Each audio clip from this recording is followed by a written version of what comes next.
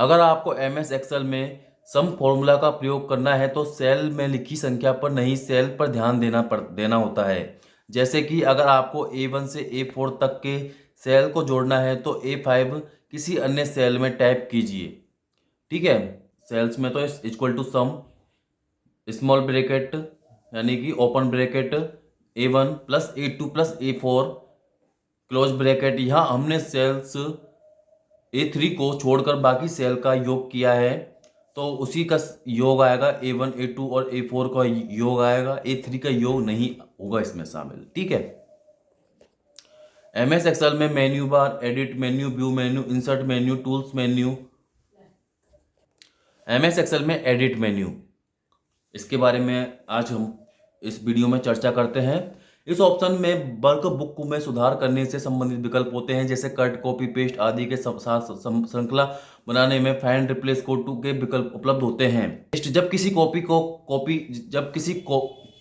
Document को या किसी सेल को या किसी वर्ड को कॉपी या कट किए हुए डाटा को किसी दूसरे स्थान पर एक विशिष्ट ऑपरेशन के साथ पेस्ट करना होता है, तो हम पेस्ट स्पेशल ऑप्शन को चुनते हैं। इसको सेलेक्ट करने पर एक डायलॉग बॉक्स खुलता है, जहां से पेस्ट ऑप्शन विशिष्ट ऑपरेशन का टाइप चुनते हैं। फिल, इसमें अगला है फिल। इस ऑप्शन का उपयोग डेटा को रो या कॉलम में एक विशिष्ट पैटर्न से फिल करने के लिए प्रयोग किया जाता है। इस ऑप्शन के अंदर अनेक सब ऑप्शन होते हैं जो इस प्रकार हैं।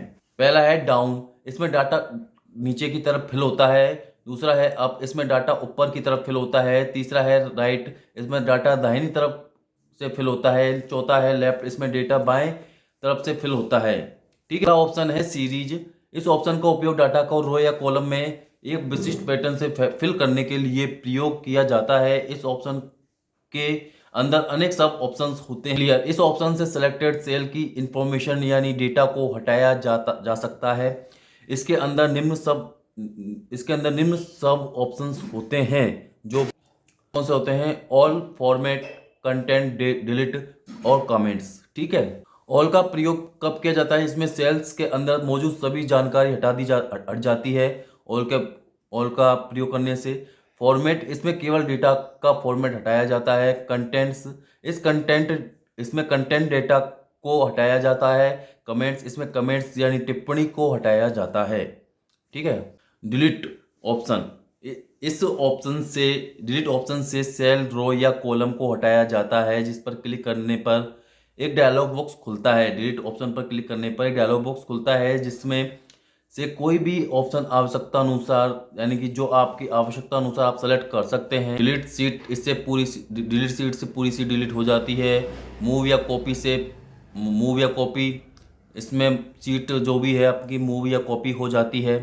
ठीक है। अगला है व्यू मेन्यू। MS एक्सेल में व्यू मेन्यू वर्कशीट को देखने संबंधित विकल्प होते हैं, जैसे वर्कशीट को बड़ा या छोटा करना, टूल बार को नियंत्रित करना, हेडर या फुटर डालना आदि विकल्प उपलब्ध होते हैं। ठीक है। ये तो मैंने MS वर्ड में पढ़ा दिया है आपको। MS वर्ड में जाकर आप देख लीजिए कि किस तरह से क्या होता है। MS वर्ड में ये सारी चीज़ें मैं पढ़ा चुका हूँ पहले ही। व्यू मेन्यू वगैरह मैंने पहले वीडियो डाल चुका हूँ, आप उस वीडियो को जाकर देख सकते हैं मेरे चैनल पर। ठीक है।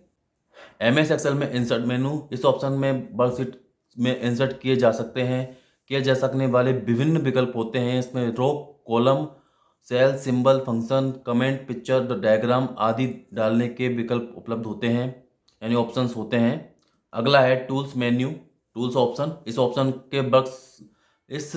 में वर्कशीट पर वर्क करने के लिए विभिन्न विकल्प दिए गए होते हैं, जैसे स्पेलिंग चेक, स्कैनरियो, मैक्रो बनाना एटसेट्रा। इसमें वर्कशीट को सुरक्षित करने के लिए पासवर्ड डालने की सुविधा भी होती है।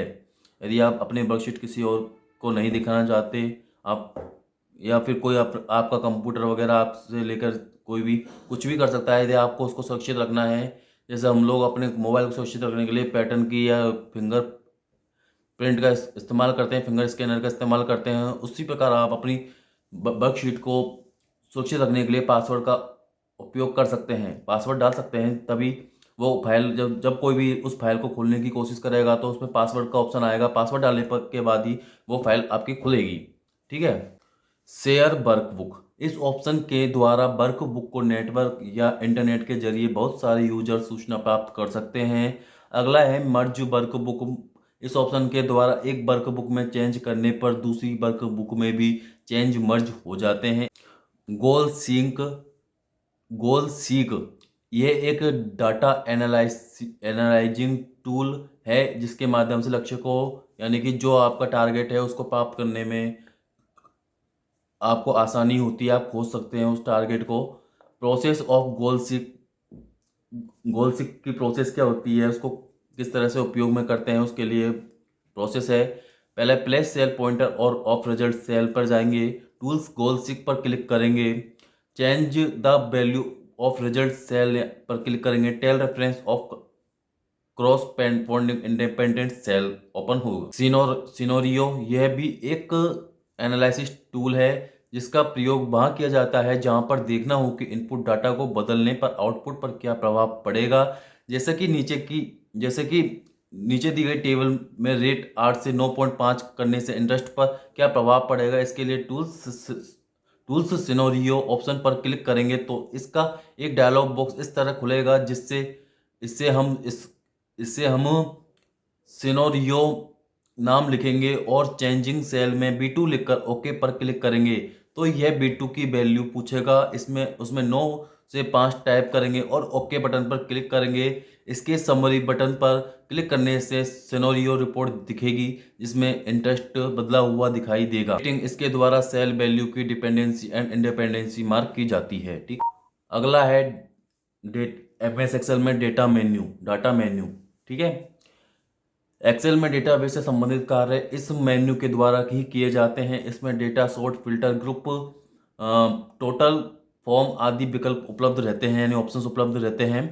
ठीक, सॉर्ट इसके द्वारा डेटा को किसी विशेष कॉलम के अनुसार आरोही या अवरोही क्रम में व्यवस्थित कर सकते हैं। फिल्टर इस ऑप्शन का प्रयोग डेटा को ढूंढने के लिए किया जाता है। इसके अंदर दो सब ऑप्शंस होते हैं, पहला है ऑटो फिल्टर और दूसरा है एडवांस फिल्टर। ठीक, समझ में आ गया ना। ऑटो फिल्टर इस ऑप्शन का प्रयोग करने से सभी हेडर कॉलम में कॉम्बो बॉक्स लग जाता है। कॉम्बो बॉक्स में सर्चिंग टूल्स पाए जाते हैं जिनसे अपनी आवश्यकता अनुसार उपयोग में लिया जा सकता है। इसमें विभिन्न सर्चिंग टूल्स होते हैं।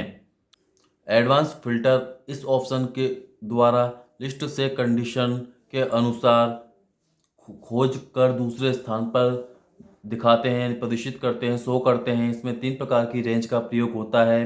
पहला है लिस्ट रेंज, दूसरा है क्राइटेरिया रेंज और तीसरा है आउटपुट रेंज। पहला है लिस्ट रेंज, यह वह रेंज होती है जहां से रिकॉर्ड्स को सर्च किया जाता है। दूसरा है क्राइटेरिया रेंज, यह वह रेंज होती है जहां पर कंडीशन दी जाती है, इसी कंडीशन अनुसार लिस्ट रेंज से डेटा फिल्टर होता है। तीसरा है आउटपुट रेंज, यह वह रेंज होती है जहां पर आउटपुट प्रदर्शित होता है। जो रेंज के अनुसार लिस्ट रेंज से फिल्टर होते हैं वह सभी रिकॉर्ड्स इसी रेंज में प्रिंट होता है। प्रैक्टिकल अप्रोच, डेटा लिस्ट तैयार करें, हेडर रो कॉपी करें। हेडर रो को अलग अलग जगह पर 2 बार पेस्ट करने से पहला क्राइटेरिया रेंज के लिए, दूसरा आउटपुट रेंज के लिए। क्राइटेरिया रेंज में डेटा फिल्टर करने के लिए कंडीशन सेट करें। सेल पॉइंटर को डेटा रेंज के फर्स्ट सेल पर लेकर आएं। एडवांस फिल्टर ऑप्शन को सेलेक्ट करें, इससे एक डायलॉग बॉक्स खुलेगा। इसमें क्राइटेरिया रेंज, आउटपुट रेंज निर्धारित करें। ओके बटन पर क्लिक कर इसके पश्चात आपके आउटपुट रेंज में फिल्टर रिकॉर्ड दिखाई देंगे। ठीक है, फॉर्म ऑप्शन से यूजर इंटरफेस बनाया जाता है जिसकी सहायता से डेटा को सही प्रकार से व्यवस्थित किया जाता है। फॉर्म बनाने के दौरान सबसे पहले सेल पॉइंटर को प्रथम सेल में रखा जाता है और उसके बाद इस ऑप्शन को सेलेक्ट करते हैं। ठीक, सब टोटल इस ऑप्शन का प्रयोग वहाँ पर किया जाता है जहाँ पर एक नाम से अनेक रिकॉर्ड्स होते हैं और वह वित्तीय मामलों से संबंधित हो, जैसे कि एक कंपनी में कई सेल्समैन को कई आइटम अलग अलग जगहों पर बेचने हैं तो वहाँ पर हर सेल्समैन का कुल टोटल और ग्रैंड टोटल निकालने की जरूरत पड़ती है। इसके लिए सबसे पहले हम रिकॉर्ड्स को आरोही क्रम में सॉर्ट कर लेते हैं और उसके बाद लिस्ट को सिलेक्ट कर इस ऑप्शन पर क्लिक करते हैं।